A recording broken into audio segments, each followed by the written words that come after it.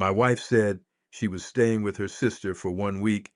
Why did the post office forward her mail? The envelope arrived 19 hours after my wife kissed my cheek and said she would be home by Sunday. Across the top, in blue letters, it said, "Change of address confirmation." Under Elaine Hale's name, one box was checked, permanent.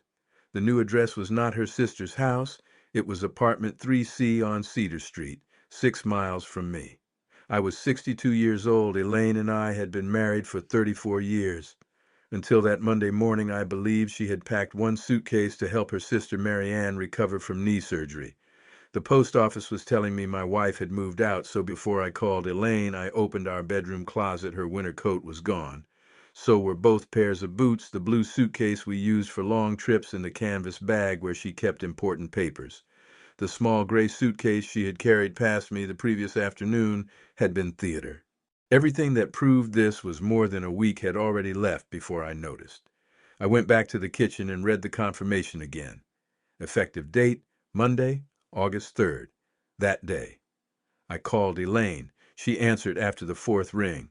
"Is Mary Ann all right?" No hello. No question about whether I had slept, just her sister's name placed between us like a door. "I received something from the post office," I said. Silence. "It says your mail is being forwarded to Cedar Street, permanently." I heard a cabinet close on her end. "Robert, don't turn a postal form into something it isn't. What is it?" "A forwarding request." I can read. "Why is your mail going to an apartment?" Another pause. Longer this time. "I need you not to come looking for me." The sentence was so calm that I nearly missed what it meant. "You're not at Mary Ann's. We'll talk tomorrow." "Elaine, are you leaving me?" "I'm asking for one day without you solving this before I've said what it is. You told me your sister needed you. She does. Are you with her?" Elaine exhaled. "Tomorrow, 10 o'clock, Miller's Diner." Then she hung up. For a full minute I stood beside the kitchen counter with my phone in one hand and the forwarding notice in the other. I could have waited until Tuesday. Instead, I called Mary Ann. She answered brightly enough to sound rehearsed. "Robert, everything okay?" "How is the knee?" "Sore. The doctor said that's normal." "Put Elaine on." The brightness disappeared. "She's resting." "Where?" "Robert, the post office sent me her new address." I heard Mary Ann whisper something away from the phone. A man's voice, her husband Paul, answered, but I couldn't make out the words. "Please don't drive over here angry," she said. "Is Elaine in your house?" Mary Ann didn't answer. That was answer enough. I took my keys. Mary Ann lived 22 minutes away. I obeyed every speed limit because I refused to let anyone say later that I had arrived out of control. Elaine's car was not in the driveway. Mary Ann opened the door before I knocked. A soft brace covered her right knee, so at least that part had been true. "You shouldn't have come," she said, "and you shouldn't have lied." Paul appeared behind her, then quietly disappeared toward the kitchen. He was a smart man. Mary Ann stepped onto the porch and pulled the door closed. "Elaine asked me for 48 hours. To do what?" "To get settled." "At apartment 3C? Her face tightened. "How long has she had it?" "You need to ask her." "How long have you known?" Mary Ann looked through the glass panel in her front door as if the right answer might be inside. 6 weeks. The number landed harder than the word permanent. 6 weeks meant Elaine had signed papers, chosen furniture, packed clothes, and changed her mail while we still ate dinner across from each other every night. 6 weeks earlier, we had celebrated our anniversary at a seafood restaurant. She had worn the silver earrings I gave her on our 10th. We split lemon pie. On the way home, she had rested her hand on my arm. I had treated that evening as evidence. Apparently, she had treated it as goodbye. "Is there someone else?" I asked. Mary Ann's expression changed from guilt to anger. "No." "You answered fast." "Because I've listened to her worry that you would make this about another man. There isn't one." "Then what is it about?" "Ask your wife." I tried. She lied and hung up. "She lied about being here," Mary Ann said. "I told her it was wrong. I also understood why she thought she needed a cover story." "You understood?" "I didn't say I agreed." She opened the door, then stopped. "Robert, Before you decide Elaine has been planning how to punish you, ask yourself why a woman who has shared a home with you for 34 years believes she had to leave it before she could tell you she needed space. The door closed. I walked back to my truck. My phone buzzed before I started the engine. It was our daughter, Kate. "Are you okay?" Mom said today might be hard. I read it twice. Then I called her. "Dad," she said quietly, "what did your mother tell you?" "That you two were taking some time." "How much time?" Kate hesitated. 90 days. "And when did I supposedly agree to that?" "Nothing." "Kate," she said, "you knew things had reached that point. That is not the same as agreeing." "I thought you had talked." "Yesterday she told me she was spending 1 week with Aunt Marianne." Kate swore under her breath. "How long have you known?" "Since Thursday. Everyone gets a schedule except the husband." "That isn't fair." "Fair?" "Mom told me because she didn't want me to panic when she moved. She said you would be angry, but that this wasn't about making us choose sides. She told you our separation was mutual. She said it was necessary. Those are different words." Kate went quiet again. When she spoke, her voice had the careful tone people use around an animal they think might bolt. "Dad, please don't go to the apartment. You know the address too? Mom gave it to me for emergencies." My wife's mail, her sister, and our daughter all knew where she lived. I had learned from a government envelope. "Why shouldn't I go?" I asked. "Because she specifically asked us not to tell you until she had spoken to you." "You just said she thought I knew." Kate stopped breathing for half a second. That contradiction was the first crack in the story Elaine had given our daughter. "Send me exactly what she wrote," I said. "Dad, I'm not forwarding private messages." "She used those messages to tell you I agreed to something I knew nothing about." "I'll talk to her." "No, I'm done having other people talk to my wife for me." I ended the call before I said something I couldn't repair. For 10 minutes I sat outside Marianne's house. Then I typed the Cedar Street address into my phone. The apartment building was not romantic, no hidden cottage, no luxury tower. It was a 3-story brick building beside a dentist's office with 6 balconies facing a grocery store parking lot. Elaine's car was there. I parked across the street, already hating that 34 years of marriage had brought me to watching my wife from a truck. Then the front door opened. Elaine came out carrying an empty cardboard box. She wore jeans, a gray t-shirt, and the same tired expression she had worn for months, the expression I had blamed on Frank's appointments, Marianne's knee, and ordinary life. No man followed her. She put the box in the recycling bin, looked up, and saw my truck. She did not look surprised. She crossed the street and stopped beside my open window. "Kate told you not to come." "You told Kate I agreed to a separation." "I told her we needed one." "You let her believe I knew." Elaine folded her arms. "This is why I wanted one day. So you could finish deciding what everyone else should believe?" Her face tightened, but she didn't answer. "Is this where you've been coming for 6 weeks?" "I got the key 9 days ago."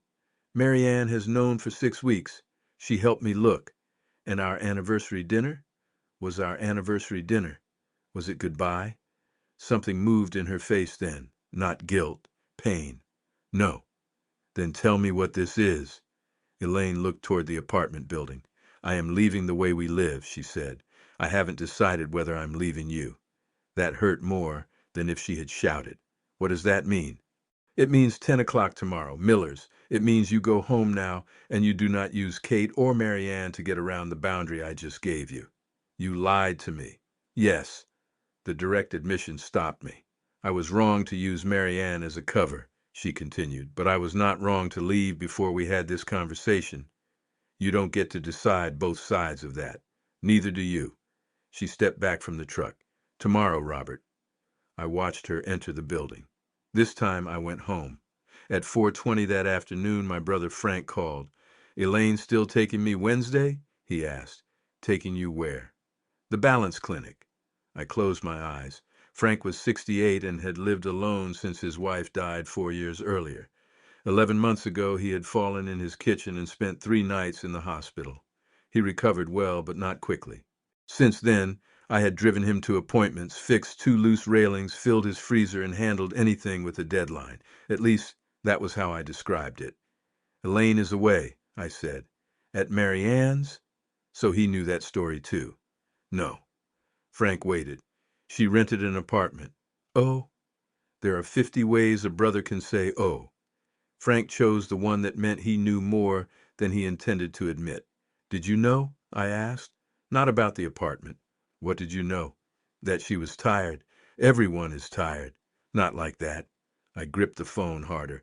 Why was she taking you Wednesday? Because you have the church roof meeting. I could have moved it. That's what she said you'd say. What is that supposed to mean? It means she put my appointment on her calendar 3 months ago because you told the committee you were free. I walked into the kitchen. On the refrigerator hung a monthly calendar. I had looked at it every morning. Red letters marked Frank, clinic at 9:30 on Wednesday. Beside it was a small blue E. I had thought the E meant Elaine had written it. It meant Elaine was driving. I opened the freezer. 12 plastic containers sat in 2 neat rows. Each had Frank's name and reheating instructions in Elaine's handwriting. Did you ask her to cook for you? I said. No. Then why did she? Because you told me not to worry about meals, I assumed you'd asked her. I stared at the containers. I remembered carrying groceries into the kitchen on Saturday and telling Elaine, Frank's set for another week. I had bought the groceries. She had spent 2 hours turning them into meals. In my mind, I had done the job. I'll take you Wednesday, I said. Robert, it's handled. That right there. What? Nothing. Say it. Frank was quiet long enough that I heard his old wall clock strike the half hour. You make being helped feel like something that happened to a person, he said. Then he told me he would arrange his own ride and ended the call. That evening, Kate sent me a screenshot. It was a message from Elaine, time-stamped Thursday at 8:14 p.m. Your father and I need 90 days apart. He may say he didn't agree because he doesn't agree with things he cannot fix. Please don't take sides. I'm safe. He's safe. This is not your burden. Kate added one sentence beneath it. I should have noticed what she was actually saying. I'm sorry. Elaine had not explicitly said I agreed. She had predicted I would deny agreeing and packaged that denial as proof of the problem. It was clever. It was also cruel. I printed the message and placed it beside the forwarding notice. Then I took a yellow pad and wrote 3 questions for the diner. Why did you lie? Why 90 days? What did you believe would happen if you told me before you left? I wanted facts, not accusations. By 9 o'clock, the page held 18 accusations. I tore it up and started again.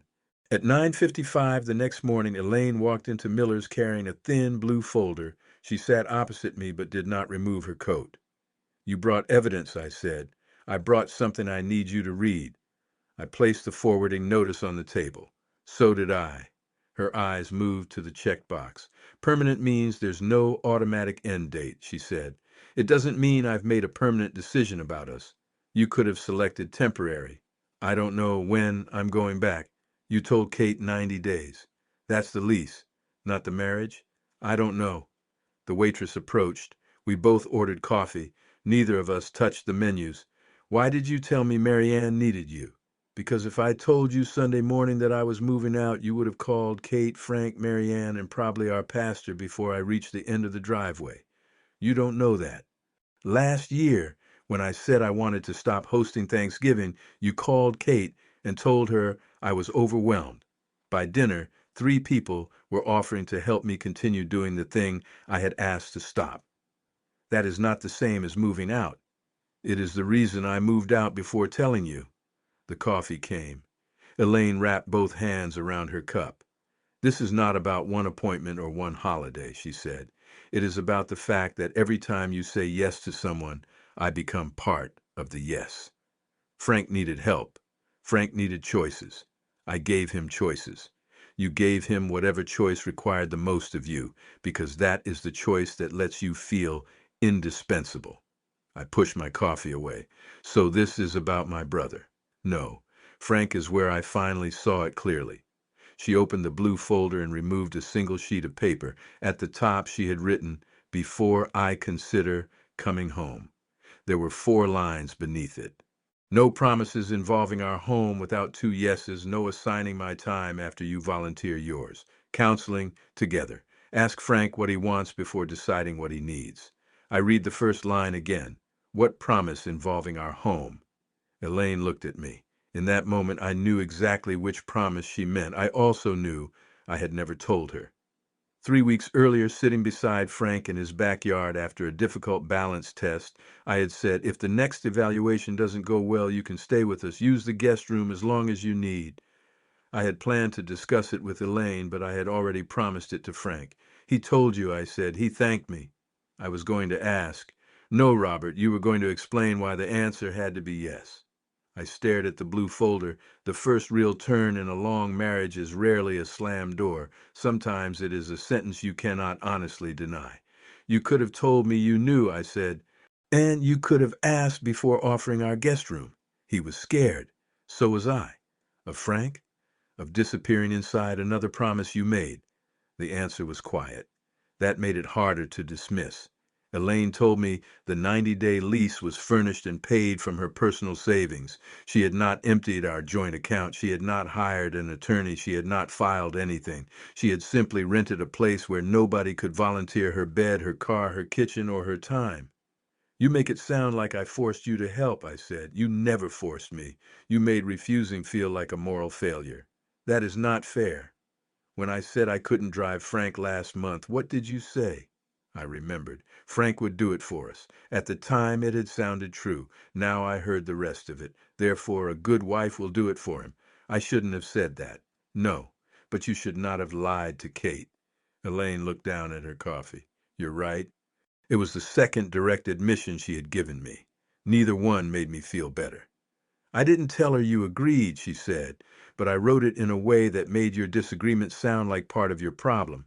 That was wrong. Why? Because I was afraid you would tell the children I had abandoned you without warning. You did? Yes.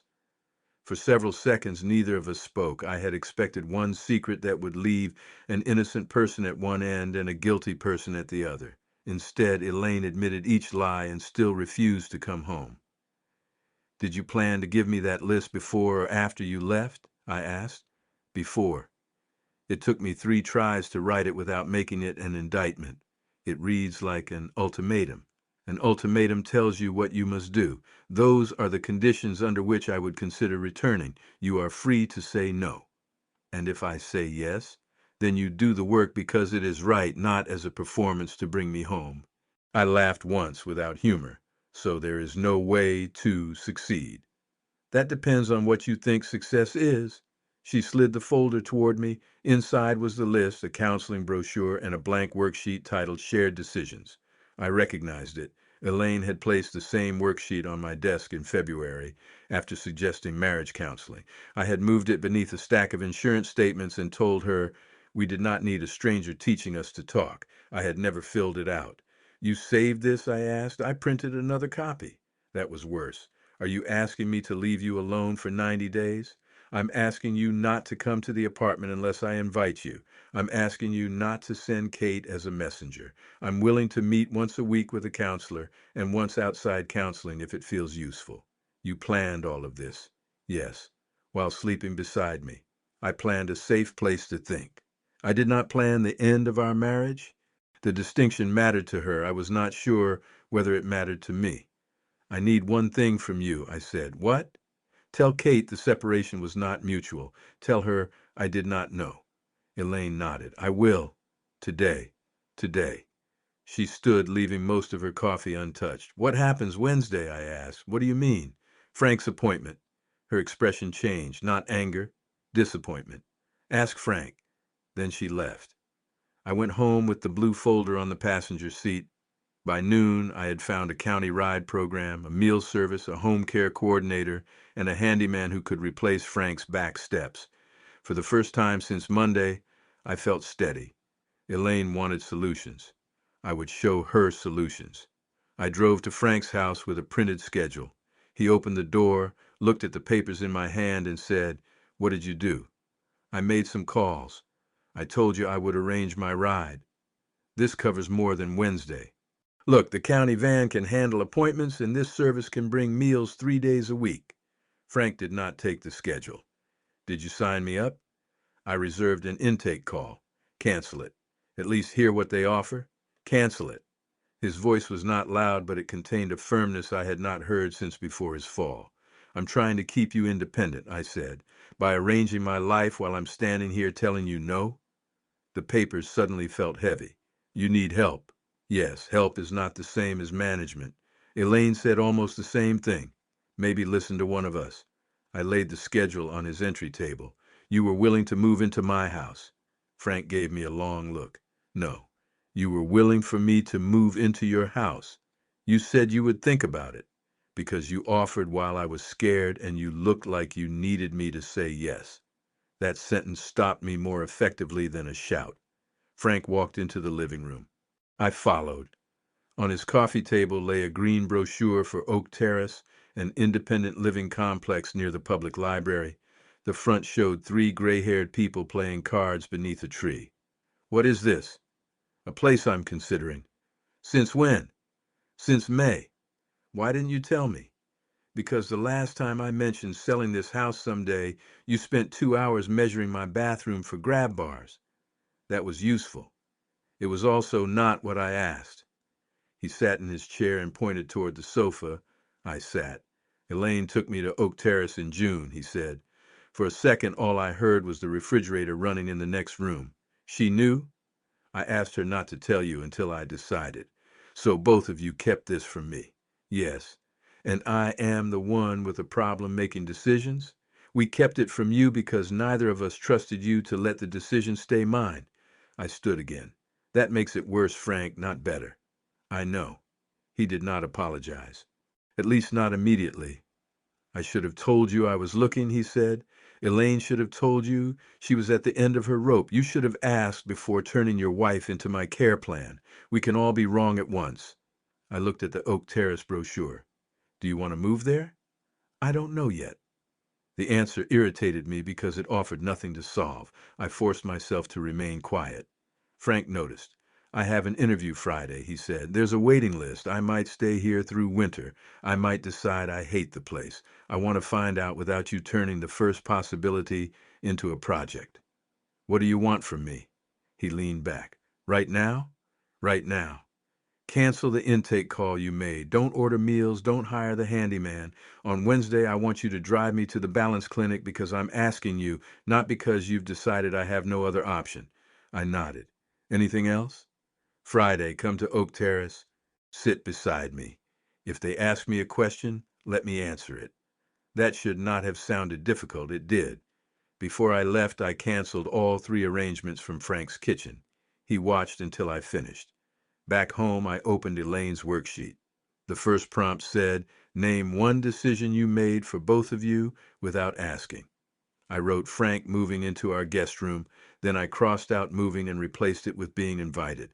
The second prompt said, what did you fear would happen if you asked first? I stared at that question for nearly 20 minutes. The easy answer was that Elaine might say no. The honest answer was that if she said no, I would have to choose between disappointing my brother and resenting my wife. By promising first, I had made Elaine responsible for the disappointment. I wrote that down. The third prompt asked what repair required from the other person. I wrote, Elaine must admit that leaving in secret and controlling the story with Kate were betrayals, not boundaries. That sentence stayed. At 4:07, Kate called. Mom told me, she said. Told you what? That you did not agree to the separation and didn't know she had rented the apartment. Good. Dad, she apologized. To you? She said she apologized to you, too. An apology and a changed address are different things. Kate sighed. Can I come over? She arrived with sandwiches. We ate at the kitchen table while the forwarding notice sat beneath the blue folder. I'm angry with her, Kate said. You're allowed. I'm also angry with you. For what? For making that sentence feel dangerous.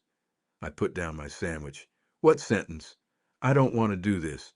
She looked toward the refrigerator calendar. When Mom says it, you hear, convince me. When Uncle Frank says it, you hear, find a better way to make it happen. When I say it, when have I done that to you? Kate's eyebrows lifted. I heard myself. Even my question demanded evidence before her experience could count. Go ahead, I said.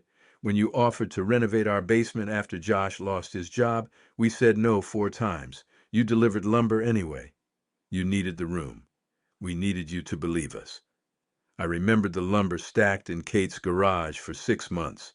I had considered Josh too proud to accept help. It had never occurred to me that no was the final answer. Why didn't anyone say this clearly? I asked. Kate looked genuinely sad. We did. After she left, I sat alone until the kitchen went dark around me. At 8, I sent Elaine a message. I spoke to Frank. I made arrangements without asking him, and he made me cancel them. You were right about the pattern. I am willing to attend counseling. You were also wrong to leave under a false story and make my denial look like evidence against me. I need that name plainly if we are going to continue. I will not come to the apartment. I will not ask Kate to carry messages. Tell me when you are ready to talk. Elaine did not answer that night. Wednesday morning, I drove Frank to the clinic. At reception, the clerk asked, "Would you like your brother to come back with you?" Frank looked at me. Normally, I would have answered before he finished turning his head. I waited. "Not for the exam," he said, "for the conversation afterward." "All right," I said. The word tasted unfamiliar and clean. During the appointment, I watched a daughter answer questions for her mother and a husband fill out his wife's form while she stared out the window. I recognized myself in both. Afterward, the therapist explained that Frank's balance had improved. He still needed caution on uneven ground, but he could remain at home if he wanted, with a few sensible changes. I had questions. I let Frank ask his first. On the drive home, he said, "That looked painful." "What?" "Waiting your turn." "Don't get used to it." He laughed for the first time all week. Then he grew serious. "I don't want your marriage carrying the bill for my bad year." "It isn't your fault." "I didn't say fault, I said bill." At his driveway, he did not get out immediately. "Elaine asked me in June what I actually wanted," he said. "I told her I wanted to stay in my house until I chose something else. She was the first person who asked without suggesting the answer. That hurt, but I let it. Why did she help you look at Oak Terrace? Because I asked." There it was again, the smallest difference in the world carrying the weight of my marriage. When I reached home, Elaine had replied, "Sunday, 4 o'clock, our dining room, you, me, and Kate." I read the message twice. I wanted to refuse. Our marriage did not belong to our daughter. Kate should never have been placed between us in the first place. Then I understood why Elaine wanted her there. Both of us had used Kate as an audience. Elaine had given her a softened version of the separation. I had demanded screenshots and made her verify the truth. If we repaired that damage, Kate deserved to hear us do it ourselves. I replied, 4 o'clock.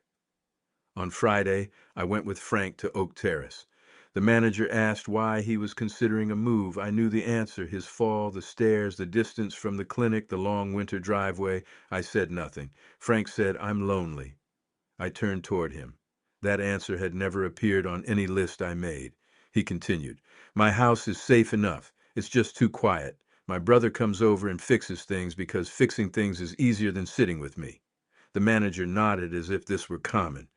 I looked down at my hands. On the way home, I resisted turning the visit into a moving plan.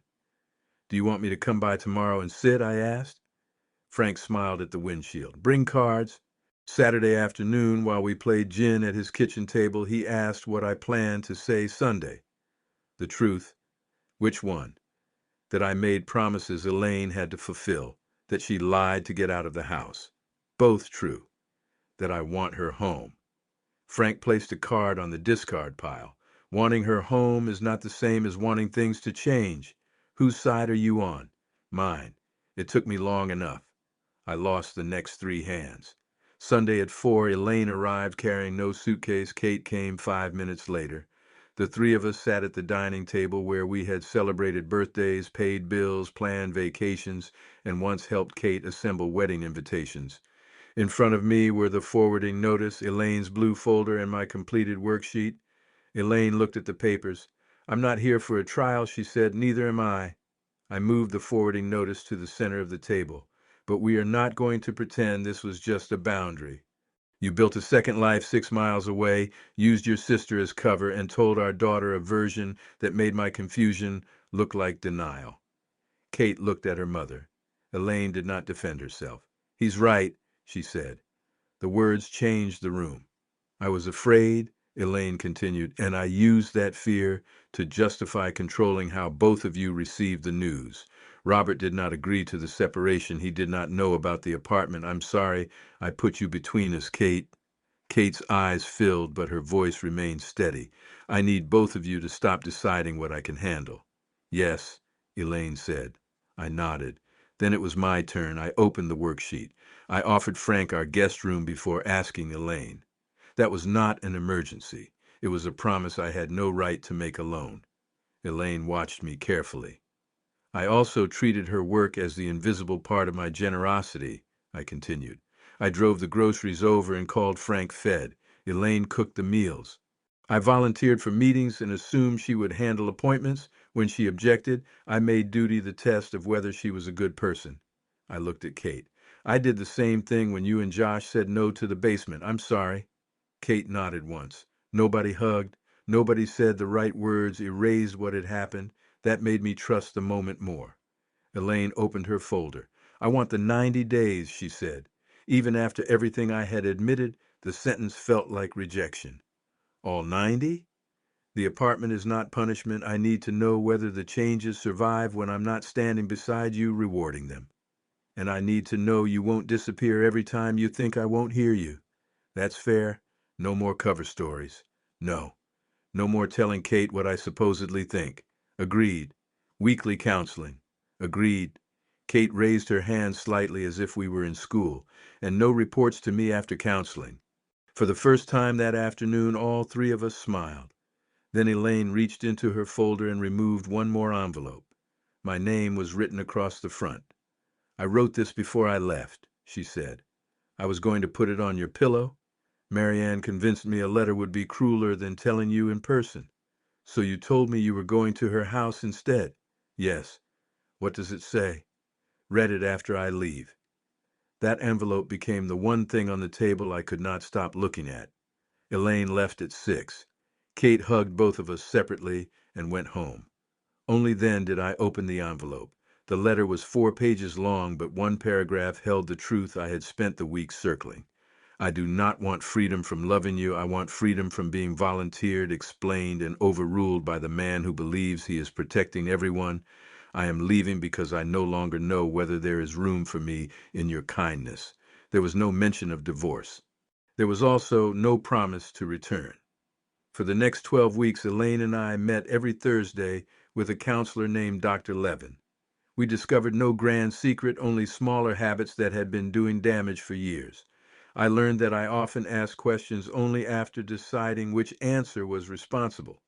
Elaine learned that avoiding conflict until she could escape it was not peace. It was control conducted quietly. At our 4th session, I asked why she had selected permanent on the forwarding form. Because temporary required an end date, she said. I didn't want the calendar deciding for me. It made me think the marriage was already over. I know. I'm sorry. At our 6th session, she asked whether I still wanted Frank in the guest room. That isn't my decision, I said. I'm asking what you want. That was harder. I want him safe, I said. I also want our home to belong to both of us. It was the first time those two wants had occupied the same sentence. Frank chose Oak Terrace in October. He did not move immediately. He put his name on the waiting list and decided to remain in his house through winter. I drove him to appointments when he asked. Sometimes he called the county van. Once he canceled on me because a neighbor invited him to lunch. I did not treat that as rejection. Kate and Josh used the old lumber to build shelves. I went over when invited, held boards when asked, and said nothing when the result was not level. On the 89th day, Elaine came to the house carrying the blue suitcase. She left it on the porch. For one terrible second, I thought she had come for everything else. Instead, she handed me a blank change of address form. I haven't submitted it, she said. The old Robert would have grabbed the suitcase. He would have called Kate before Elaine changed her mind. He would have turned one hopeful moment into a finished decision. I kept my hands at my sides. What are you asking? I said. I Whether you want me to come home for 30 days, we keep counseling. I keep the apartment until the lease ends. If either of us feels the old life returning, we say it before someone packs. Do you want to come home? Yes. Then yes. She looked past me into the hallway. One suitcase, she said, not everything. One suitcase. I picked it up only after she nodded. We filled out the forwarding form together at the dining table. When we reached the box marked permanent or temporary, Elaine looked at me. Temporary, she said. 3 months earlier that word would have frightened me. Now I understood that temporary could be honest, permanent could be a lie. The box mattered less than whether two people had checked it together. The next morning, Frank called while Elaine and I were having coffee. Oak Terrace wants me back Saturday, he said. Can you drive? The answer rose automatically to my mouth. Of course. I stopped it. Do you want a ride, I asked, or do you want me in the meeting? A ride there, a brother afterward. Let me check our plans and I'll call you back in 5 minutes. I looked at Elaine, not for permission to help my brother, not for praise because I had remembered to ask. I looked because Saturday belonged to both of us, and for 34 years I had confused love with knowing the answer before the other person spoke. Elaine opened the calendar between us. This time I waited.